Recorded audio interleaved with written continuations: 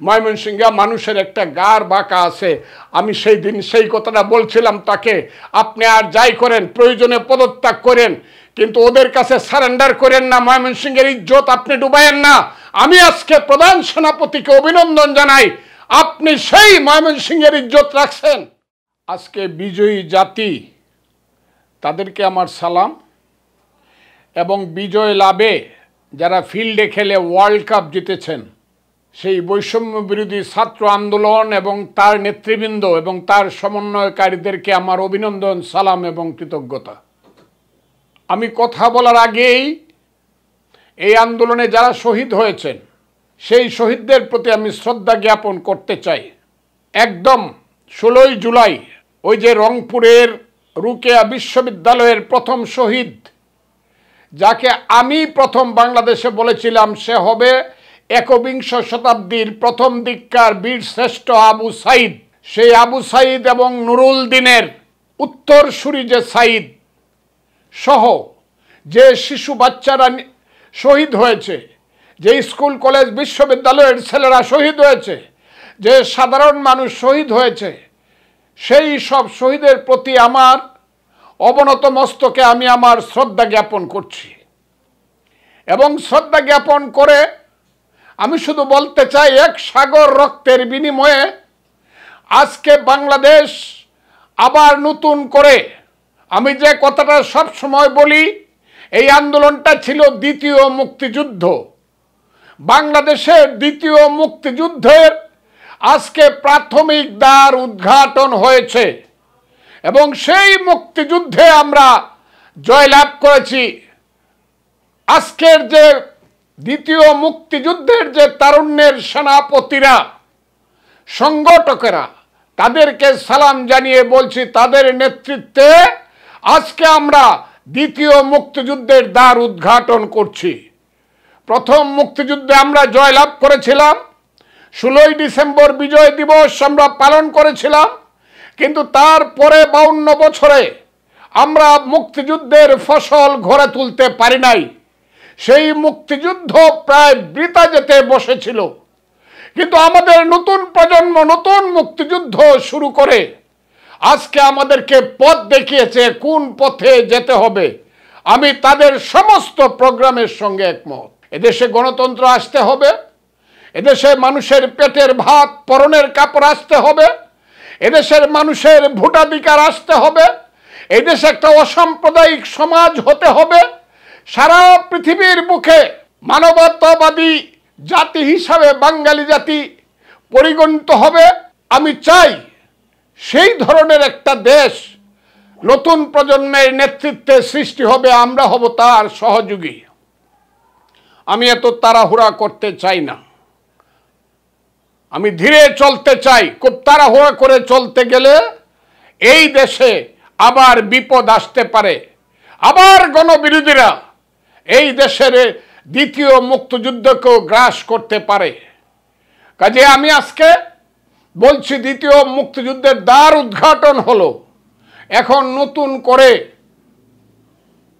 সেনাবাহিনী প্রধান যে বক্তব্য দিয়ে মানুষকে শান্ত করে একটা পর্যায়ে দেশকে নিয়ে এসেছেন, উনি বলেছেন একটা অন্তর্বর্তীকালীন সরকার করবেন এবং সেই সরকারের মাধ্যমে আপাতত দেশ চলবে। কিন্তু this is not final. Final হলো জনগণের প্রতিনিধিদের মাধ্যমে দেশ চলবে। হ্যাঁ, একটা নির্দিষ্ট সময় এই চোর চোট্টারা যাতে আবার পাওয়ারে না আসে। যারা এই দেশকে লুট করে খেয়েছে এদের বিচার হতে হবে। যারা এদেশের লক্ষ কোটি টাকা পাচার করে বাংলাদেশকে ভিখারিতে পরিণত করেছে, বাংলাদেশের মানুষকে না খাইয়ে রেখেছে, ভিক্ষুকে পরিণত করছে, সেই সব লুটেরাদের সবার বিচার হতে হবে। সেই সকল প্রধানমন্ত্রী, অবৈধ প্রধানমন্ত্রী শেখ হাসিনা, তার নেতৃত্বে যত লুটেরা শ্রেণী, সালমান রহমান সহ, সামিট গ্রুপ সহ, এস আলম গ্রুপ সহ যারা এই দেশে লুট করেছে, তাদের বিচার এখানে হতে হবে। আমি আজকে মনে করি যারা এই দেশের সমস্ত গণতন্ত্রকে হত্যা করার জন্য দায়ী, এদেরকে খুঁজে খুঁজে বের করতে হবে। কারা তারা? 2014 সনে কারা বিনা ভোটে এমপি হয়ে এই দেশের মানুষের গণতান্ত্রিক অধিকারকে হত্যা করেছিল। 2018 সনে কারা দিনের ভোট রাতে করে নিশিরাইতের এমপি হয়েছিল। আর এইবার কারা ভোটের নামে বাঙালি জাতিকে প্রতারিত করেছিল, বাংলাদেশের 12 কোটি মানুষকে প্রতারিত, প্রত্যেকের বিচার হতে হবে। এবং সেই বিচারে শেখ হাসিনা থেকে সমস্ত যারা নেতৃবৃন্দ আছে তারা আসবে, সেই বিচারে নির্বাচন কমিশন আসবে, সেই বিচারে যারা যারা সহযোগী ছিল তারা আসবে, এবং সেই বিচারে মধ্য দিয়ে একটা গণতান্ত্রিক অবস্থার পরিবেশের সৃষ্টি করতে হবে। এই সব ভেঙে দিতে হবে। যেসব অবৈধ পার্লামেন্ট, যেসব অবৈধ নির্বাচন হয়েছে, সমস্ত সেই নির্বাচনের মাধ্যমে যারা নির্বাচিত বলে দাবি করে প্রত্যেককেই এখান থেকে বিদায় করতে হবে।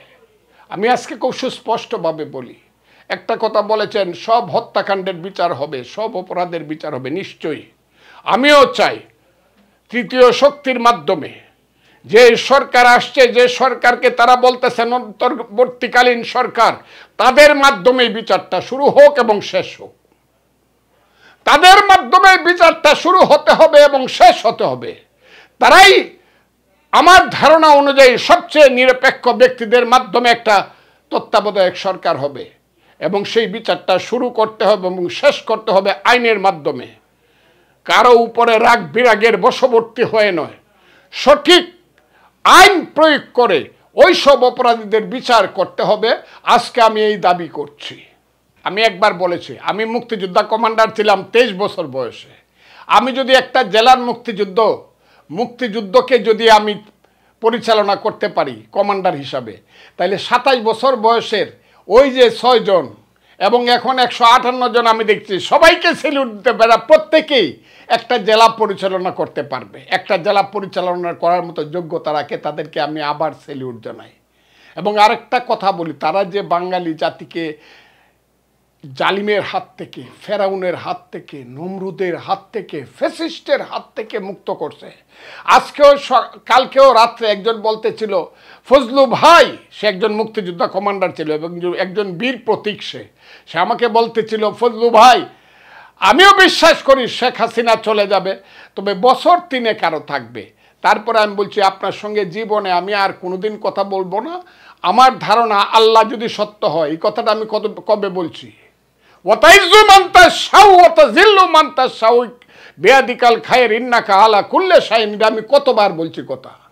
আমি যতবার আপনাদের সাথে কথা বলছি, আপনাদের আগে কথা বলছি, 96 সনের মার্চ মাসে ইলেকশন ছিল, 96 সনের জুন মাসের 12 তারিখে, মার্চ মাসে আমি আওয়ামী লীগ থেকে সব কিছু ত্যাগ করে বেরিয়ে এসেছি। 28 বছর যাবৎ আমি ফাইট করতেছি আওয়ামী লীগের এই ফ্যাসিজমের বিরুদ্ধে। বিএনপি ফাইট করতেছে 8 সন থেকে 9 সন থেকে, সারা দেশের মানুষ ফাইট করতেছে আওয়ামী লীগের বিরুদ্ধে 9 সন থেকে। আর আমি আওয়ামী লীগের বিরুদ্ধে ফাইট করতেছি 96 সনে টেলিভিশন মার্কা নিয়ে ইলেকশন করার থেকে। আমি 28 বছর যাবৎ আমার জীবন যৌবন আমার ধ্বংস হয়ে গেছে, আমি শেষ হয়ে গেছি, আমার কলিজাটা পুড়ে ছারখার হয়ে গেছে তাদের অত্যাচারে। দিনের পর দিন, মাসের পর মাস, বছরের পর বছর মা বাবার কবর জিয়ারত করতে পারে না এদের অত্যাচারে। আমার চেয়ে এদেরকে, আমি যে কথা বলছি গত 28 বছর, প্রথমে বলছি কৃষক শ্রমিক জনতা লীগ ফজলুর রহমান হিসাবে, তারপরে বলছি 7 বছর বলছি কৃষক শ্রমিক জনতা লীগ হিসাবে, তারপরে 8 সন থেকে 24 সন পর্যন্ত আমি বলেছি একটি রাজনৈতিক দল বিএনপির একজন কর্মী হিসাবে আমি বলেছি। আমি যে কথা গত 2 বছর বলেছি, যখন কেউ কথা বলে না, সারা জাতি যখন নিশ্চুপ হয়ে গেছে, যখন মনে হয়েছে এই দেশে ফেরাউনদের রাজত্বই কায়েম হয়ে যাবে, 28শে অক্টোবর যখন গুলি করে 7 লক্ষ লোকের মিটিংকে 27 মিনিটে গাজা উপত্যকা বানিয়ে দিয়েছিল হাসিনার সেই ফ্যাসিস্ট পুলিশ বাহিনী, কেউ যখন কথা বলে না, আমি ফজলুর রহমান কথা বলা শুরু করছি সেই 28শে অক্টোবরের পরে 31শে অক্টোবর থেকে। এরপরে আমার মুখ, আমার মাথা, আমার শরীর, আমার হাত কোনোদিন থামে নাই। প্রতিদিন হয় বক্তৃতা করেছি, না হয় টকশো করেছি, না হয় ইন্টারভিউ দিয়েছি, না হয় মিছিল করেছি। 1 বছর যাবৎ নিরন্তর আমি বক্তব্য রেখে যাচ্ছি। আমি আপনাদেরকে হাত জোর করে বলবো, আমি বাংলাদেশের তরুণ প্রজন্মকে আমি অনুরোধ করব, বাবারা আমি কি কথাগুলো গত 1 বছর বলেছি তোমরা একটু শুনে দেখবা। আমি সমস্ত জাতির কাছে অনুরোধ করব, আমি গত 1 বছর যাবৎ এই ফ্যাসিস্ট সরকারের বিরুদ্ধে জীবনের ঝুঁকি নিয়ে, যখন অনেকেই বলেছে আমাকে মেরে ফেলবে, তুলে নেবে, আমি কিন্তু কোনোদিন 1 মিনিটের জন্য বাসা থেকে পালিয়ে যাই নাই। আমি বলেছি আমাকে তুলে নিয়ে মেরে ফেলুক, কিন্তু সত্য কথা আমি বলবই। শেষ পর্যন্ত এমন আমি বলেছি, মৌলানা ভাসানী 70 বছর বয়সে বলেছিল এখন আর আমার চাওয়া পাওয়ার কিছু নাই, আমি এখন শুধু সত্য কথা বলবো। আমার বয়স 77 বছর, আমি মৌলানা ভাসানীর পথ ধরে বাংলাদেশে সত্য কথা বলবো। এবং আমি বলেছিলাম এই গতকালকে যে টেলিভিশনে আমার যে টক শো, আপনাদেরটা যুগান্তর এবং চিঠি, দুইটাতে পাশাপাশি আসছে, দুইটা টক শোতেই কি আছে, আমি বলছি শেখ হাসিনাকে চলে যেতেই হবে। ওই যে রাজাকারের বাচ্চা উবাদুল কাদেররা, ওই যে স্বরাষ্ট্রমন্ত্রীর নাম দাঁড়িয়ে এইসব আসাদুজ্জামান কামাল আইনমন্ত্রীরা, শিক্ষামন্ত্রী, আর ওই যে বাপ দাদার নাম নাই চানমল্লের বিয়ে, ওই যে এর নামটা নাকি তথ্য প্রতিমন্ত্রী আরাফাতরা, এরা ধ্বংস হয়ে যাবে। তবে আমার সবচেয়ে বড় দুঃখ শেখ হাসিনারা ডুববেই, কিন্তু সে তার বাপ রেলওয়ে ডুববে। কথাটা সত্য কিনা মিথ্যা আপনারা চিনেন। এবং আমি বলছি 75 বছরের যে দল আওয়ামী লীগ, সেই আওয়ামী লীগ দলকে নিয়ে ডুববে। এক সময় 75 সনে আওয়ামী লীগ ডুবছিল, 96 সনে 21 বছর পরে উদয় হয়েছিল, 2024 সনে ডুববে। 3 আগস্ট 63 বছরে আর আওয়ামী লীগ সামনে আসবে না, আর কেউ নাম নিবে না। আজকে আপনি প্রমাণ করুন, আজকে কয় তারিখ? 5ই আগস্ট। আপনি রাত্র 8টার সময় আমার কাছে এসেছেন, আমার কথাটা সত্য না মিথ্যা? ওই যে শেখ হাসিনা গৌরব করে বলেছিল হাসিনা পালিয়ে যায় না, কথাটা কোথায় গেল? এই গৌরব কোথায় গেল? এই অহংকার কোথায় দর্পচূর্ণ হলো? উবাইদুল কাদের কোথায়? স্বরাষ্ট্রমন্ত্রী আসাদুজ্জামান কামালরা কোথায়? আইনমন্ত্রী, এটার নামটা মহানার মনে থাকতো না, আনিসুল হকরা কোথায়? কই গেলি তোরা? ধ্বংস হয়ে গেছে। এবং আমার ধারণা বাংলাদেশ শুধু থাকবে চিরদিন, যতদিন চন্দ্র সূর্য উঠবে, ততদিন বাংলাদেশের স্বাধীনতা থাকবে, বাংলাদেশের মানুষ বাঙালি জাতি থাকবে। কিন্তু আমার ধারণা, আমার মনে হচ্ছে আওয়ামী লীগ যেভাবে পালিয়েছে, হাসিনার লজ্জা করে না? কই রে, ওই কই আওয়ামী লীগেরা? আমার নিজের আত্মগ্লানি হয়, আওয়ামী লীগ করে কই? আওয়ামী লীগ এখন কি ফজলুর রহমান আছে যে 15ই আগস্টে আবার যুদ্ধ করার জন্য রেডি হইতো? তোর তো পালাইলে সব, কই আওয়ামী লীগ? নাই। এই কথাটা আমি বলছিলাম যে হাসিনা ডুববে, তার বাপ রেলওয়ে ডুববে এবং আওয়ামী লীগ রেলওয়ে ডুববে এবং মুক্তিযুদ্ধটাকে প্রশ্নবিদ্ধ করবে। কথাটা আপনাদেরকে বলছিলাম। আমি সবাইকে অনুরোধ করব, বাংলাদেশে আমার এই ইন্টারভিউগুলো দয়া করে আপনারা শুনে রাখবেন। এখন মুক্তিযুদ্ধ নিয়ে ডুবে নাই, কারণ ছেলেরা যা দেখলাম গান বাজায়, মুক্তি তীর হারাই এই ঢেউয়ের সাগর ভারী দিবরে, বেশিরভাগ পূর্ব গগনে সূর্য উঠেছে রক্তলাল রক্তলাল যখনই বাজে, আমার মনে হয় 77 বছরের ফজলুর রহমান, আমার বয়স আবার 26 বছর হয়ে গেছে। এরা মুক্তিযুদ্ধের চেতনা, হ্যাঁ নিশ্চয় বাংলাদেশ কোনোদিন মুক্তিযুদ্ধের চেতনার বাইরে যাবে না।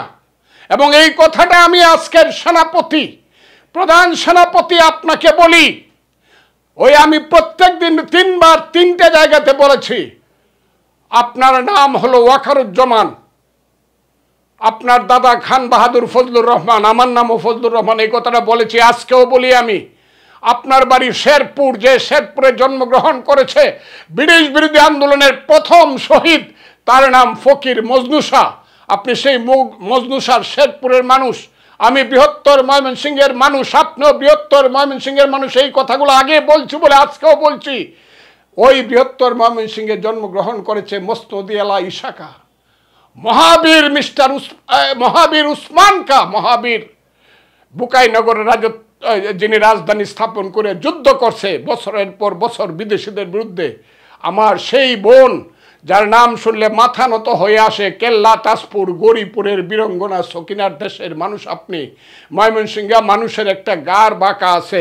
আমি সেই দিন সেই কথাটা বলছিলাম তাকে, আপনি আর যাই করেন প্রয়োজনে পদত্যাগ করেন, কিন্তু ওদের কাছে সারেন্ডার করেন না। ময়মনসিংহের ইজ্জত আপনি ডুবায়েন না।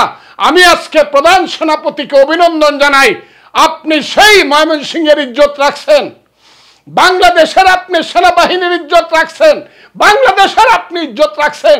সেই কারণে আমি আপনাকে তিনি বলেছেন অনেক সুন্দর এবং সত্য কথাগুলো তিনি বলেছেন। নিশ্চয়ই ওনাকে এখন থেকে যাতে সুস্থভাবে কাজগুলা করে একটা সুন্দর একটা বাংলাদেশ আমরা গণতন্ত্রের মাধ্যমে, আমরা নিজেদের অধিকারের মাধ্যমে, মানবতার মাধ্যমে নিয়ে আসতে পারি, সেই সুযোগটা কিছুদিনের জন্য হলো তাদেরকে দেওয়া উচিত বলে আমি মনে করি।